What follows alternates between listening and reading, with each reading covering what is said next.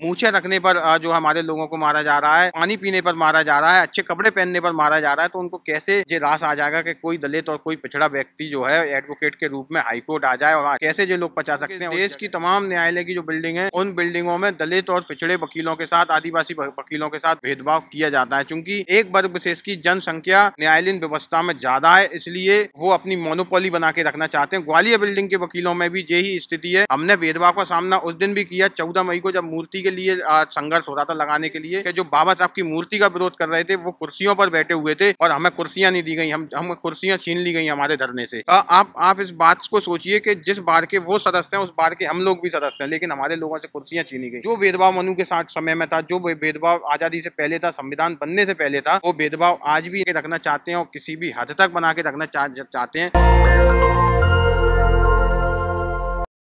Gwalior high court के खंडपीठ में बाबा साहब की मूर्ति लगनी थी। सोचिए, वकीलों के द्वारा बाबा साहब की मूर्ति का विरोध एक चिंता का विषय है। देश भर में हाहाकार मच गया है, मामला सुप्रीम कोर्ट पहुंच गया है।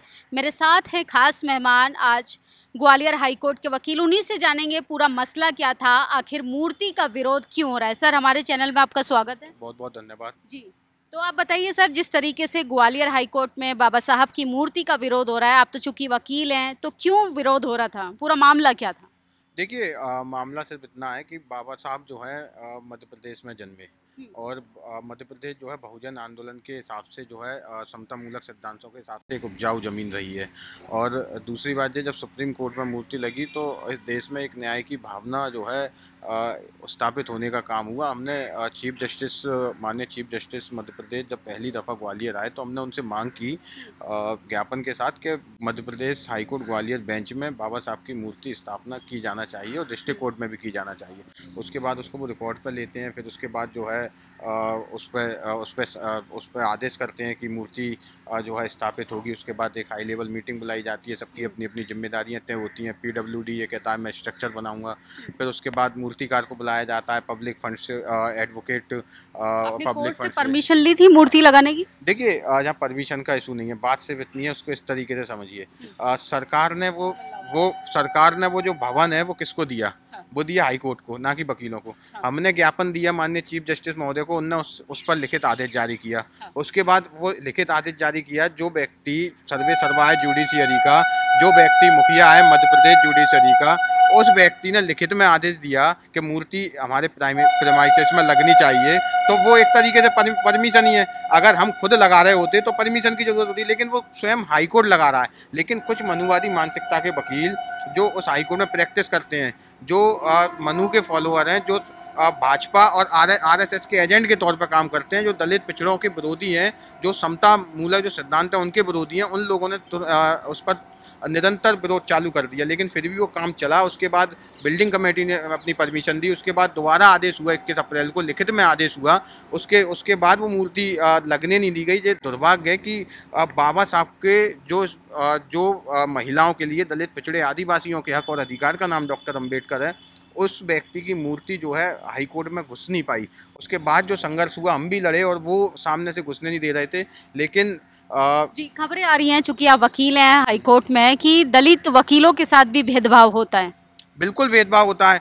उस बिल्डिंग में, उसी बिल्डिंग में नहीं, मैं गारंटी से कह सकता हूं कि इस देश की तमाम न्यायालय की जो बिल्डिंग है, उन बिल्डिंगों में दलित और पिछड़े वकीलों के साथ, आदिवासी वकीलों के साथ भेदभाव किया जाता है। चूंकि एक वर्ग विशेष की जनसंख्या न्यायालयीन व्यवस्था में ज़्यादा है, इसलिए वो अपनी मोनोपोली बना के रखना चाहते हैं। ग्वालियर बिल्डिंग के वकीलों में भी यही स्थिति है। एक वर्ग विशेष की, एक जाति के लोगों की जो है संख्या ज़्यादा होने के कारण दूसरे दलित एडवोकेट को, पिछड़े एडवोकेट को जो है भेदभाव का सामना करना पड़ता है। हमने भेदभाव का सामना उस दिन भी किया 14 मई को, जब मूर्ति के लिए संघर्ष हो रहा था लगाने के लिए, कि जो बाबा साहब की मूर्ति का विरोध कर रहे थे वो कुर्सियों पर बैठे हुए थे और हमें कुर्सियां नहीं दी गई, हम कुर्सियां छीन ली गई हमारे धरने से।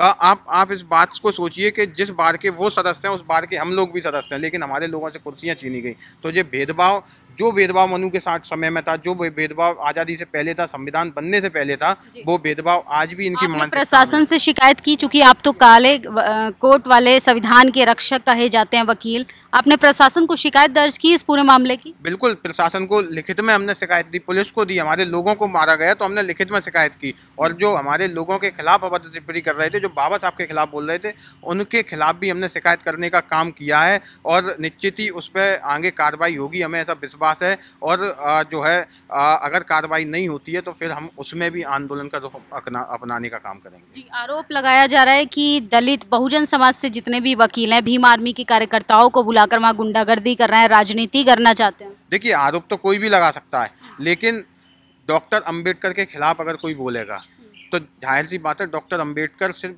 विश्वजीत रतौनिया के अकेले का जो है आस्था का विषय नहीं है, वो इस देश के और इस दुनिया के तमाम करोड़ों लोगों का आस्था का विषय है वो व्यक्ति। तो अगर कोई डॉक्टर अंबेडकर के बाबा साहब के खिलाफ बोलेगा तो जाहिर सी बात है भावना आहत होंगी, उन्हें गंदी गंदी गालियाँ दी जा रही हैं तो भावना आहत होंगी।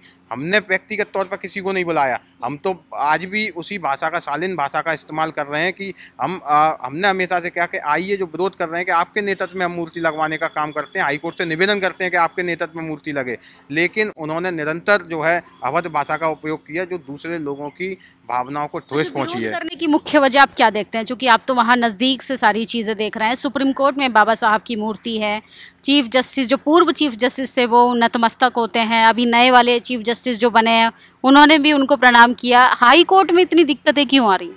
देखिए, ये स्पष्ट है कि हाई कोर्ट में जो वकालत करने वाले वकील हैं उनमें उनकी संख्या ज़्यादा है और मोनोपोली जो है उनकी बनी हुई है। वो नहीं चाहते कि दलित एडवोकेट, पिछड़े एडवोकेट, आदिवासी एडवोकेट जो है हाई कोर्ट के अंदर प्रैक्टिस करने आए। उनको केस कौन देता है? उनको केस हमारे लोग देते हैं, दलित, पिछड़े, आदिवासी देते हैं। वो मध्य प्रदेश जहाँ पे 93% जनसंख्या जो है ना SC ST OBC की है, ये मैं नहीं कह रहा हूँ, ये मध्य प्रदेश शासन कह रहा है।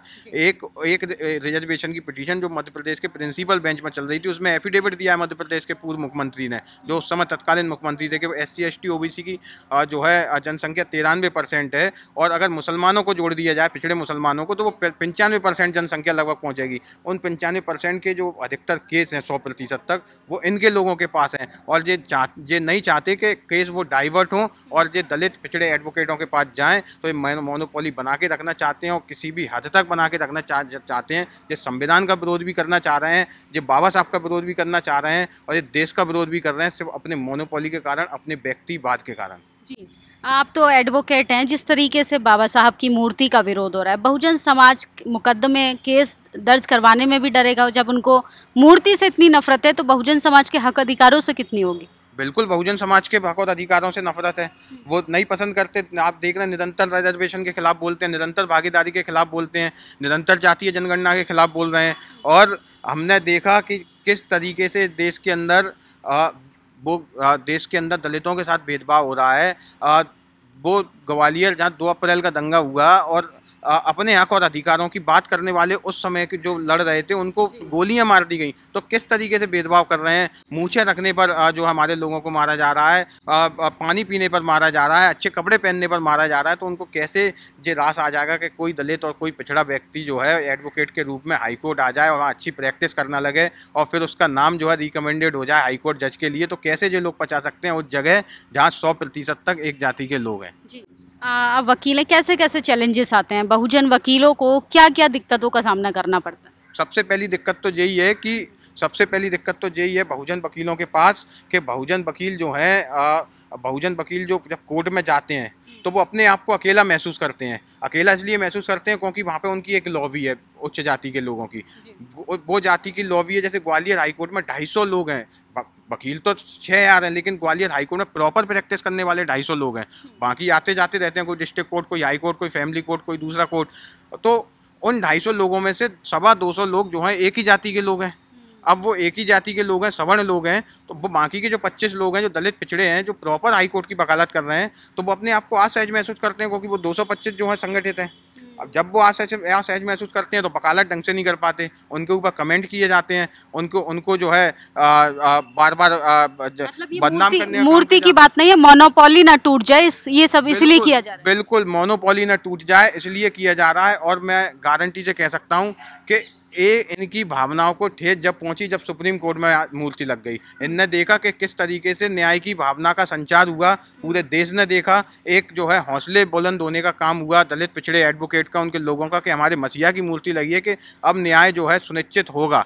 लेकिन वही जब काम जो है अब मूर्ति लगने का काम हाई कोर्ट में जाता है, तो इनने जब देखा कि हौसले बुलंद हो रहे हैं, तो जहाँ रोकने का काम किया जाता है कि इनके हौसले बुलंद ना हो पाए, जो एक ना हो पाए और हमारी मोनोपोली ना टूट जाए, इसलिए डॉक्टर अंबेडकर का और संविधान का विरोध किया जा रहा है। जी, बहुत बहुत शुक्रिया हमें समय देने के लिए। धन्यवाद जी, तो ये थे ग्वालियर हाई कोर्ट के वकील हमारे साथ। हमने तमाम मुद्दों पर बातचीत की। सोचिए, जिनको मूर्ति से इतनी तकलीफ़ हो रही है, वो बहुजन समाज को क्या संवैधानिक अधिकार दिलवाते होंगे। ग्वालियर हाई कोर्ट में जिस तरीके से बाबा साहब की मूर्ति का विरोध हो रहा है, असल में वो मूर्ति का विरोध नहीं, वो विचारों का, वो गुलामी की जंजीरों को तोड़ने के लिए एक प्रयास किया जा रहा है। सुप्रीम कोर्ट में बाबा साहब की मूर्ति है, लेकिन हाई कोर्ट में कुछ मनुवादी विचारधारा के लोग जो मोनोपोली नहीं तोड़ना चाहते हैं, उनको खतरा है कि बहुजन समाज जब कलम किताब पकड़ने लगेगा तो गुलामी की ओर नहीं जाएगा, बल्कि अपने संवैधानिक अधिकारों की मांग करेगा। हमारी बातचीत पर आपकी क्या प्रतिक्रिया, कमेंट बॉक्स में ज़रूर बताइएगा। शुक्रिया।